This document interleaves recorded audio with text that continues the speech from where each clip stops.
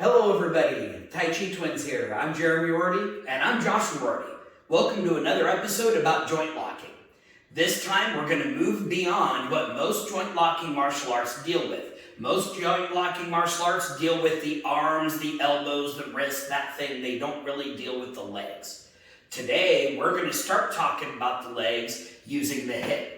A lot of these joint locks come either from the Kung Fu that we studied from Mike McDonald or the Sambo that we studied from Mike McDonald.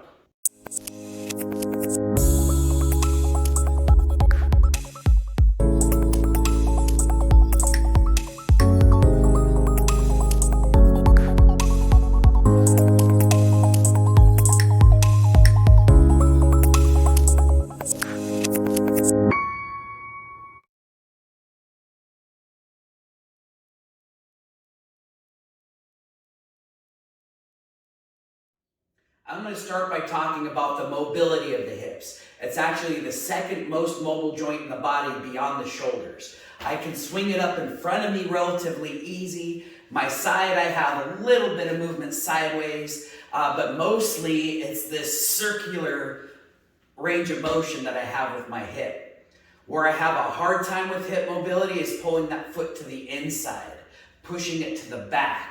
If I twist my foot inside or outside, that joint only moves so far. And it's very similar to our key locks on our shoulder. If my knee is bent, it only turns so far this way, and it only turns so far that way. You can see very hard to move my foot to the outside in that position. Let's start talking about leg locks from the standing position. This can be difficult because his legs are so far away from my hands. So pretty much, I'm going to need him to hand me his leg. What's the best way for him to do that? Is to kick me. So if he lifts up his knee for me, you'll notice I can only rotate it so far before I start affecting his whole body. That's what I'm looking to do, is rotate the hip.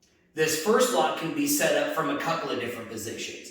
He could be feeding me a snap kick. In this case, I block the kick and I'm going to catch right up next to the knee.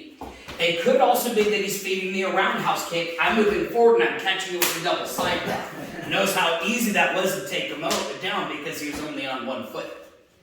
The key to this, if he goes back to the snap kick, this is the easiest one to show. He's covering distance, I'm covering the distance. Notice how I catch right next to his knee. From there, I'm going to reach over and use a typical gable grip. My elbow lifts his calf while my hands push down on his thigh.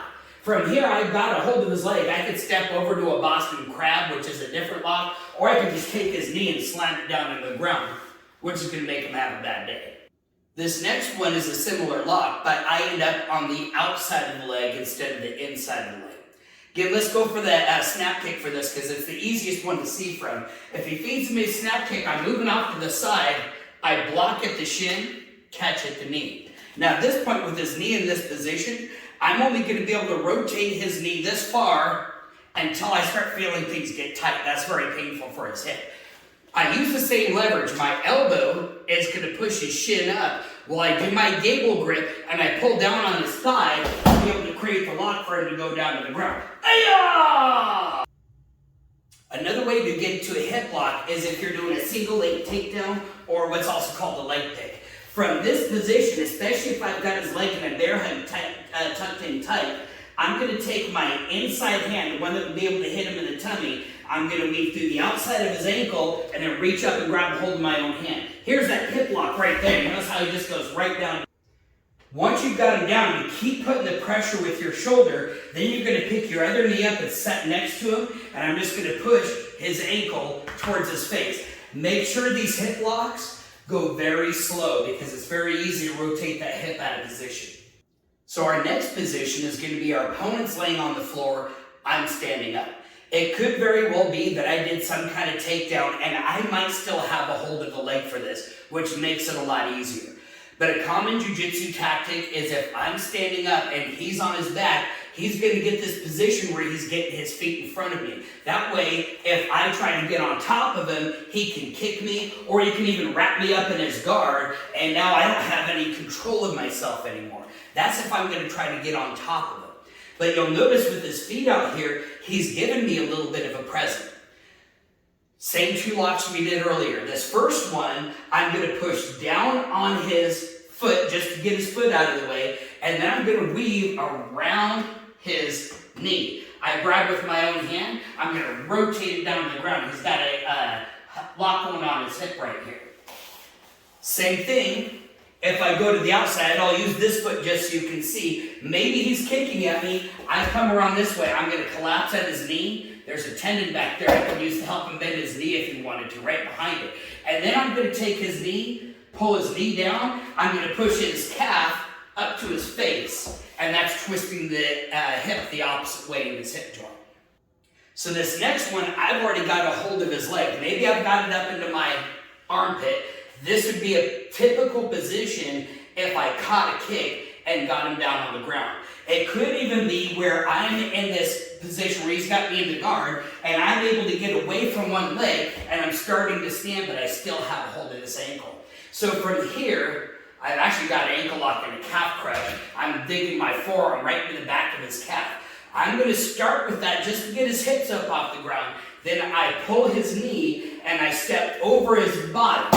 Now, if he doesn't roll, I'm dislocating the hip. If he does roll, I'm just going to sit down on his back, and I'm pulling his knee backwards, which is very hard on that hip flexor. I can get to the same lock from a grappling position. This would be from a side mount. So if I'm off onto the side over here, a lot of times they like to keep their legs bent like this. It gives them the ability to buck his hips and get pressure to try to knock me off to the side. From here, I've got two options. I could go for the same side. In this case, I just take my hand, I'm going to weave it underneath his knee, grab his ankle. I'm going to start pulling his ankle back towards me. You see how quick he's tapping. I can also go after this leg on the same side. This is usually when I'm trying to get the head and arm choke on this side. But maybe I'm pulling this way and he's starting to scoot this way. I just keep this knee bent and I shift my weight back. You see how I just weaved inside that foot? Now I just keep that hook and I turn my body and I lift my leg, and there's the lock again. Here's another common grappling position where we end up with our legs intertwined. I can see his face, he can see my face. One of the common positions, one of the common joint locks you'll go for is going to be this ankle lock from this position. I mean, you can see the pain on his face. There's a really good pressure point on the back of the calf. I'm also trying to lock his ankle backwards. Works better if I have a hold of my own hand. His best way to defend this, he's going to push his leg out there straight. Now I don't have the lock on his calf anymore, but I can reach around and grab a hold of his heel and then start cranking his heel, and that's turning his hip the wrong way. This is going to be a lock on the ankle. He'll feel this in the knee, and he'll feel it separating in the hip. If I were to just roll really hard, I'd probably separate all three of them.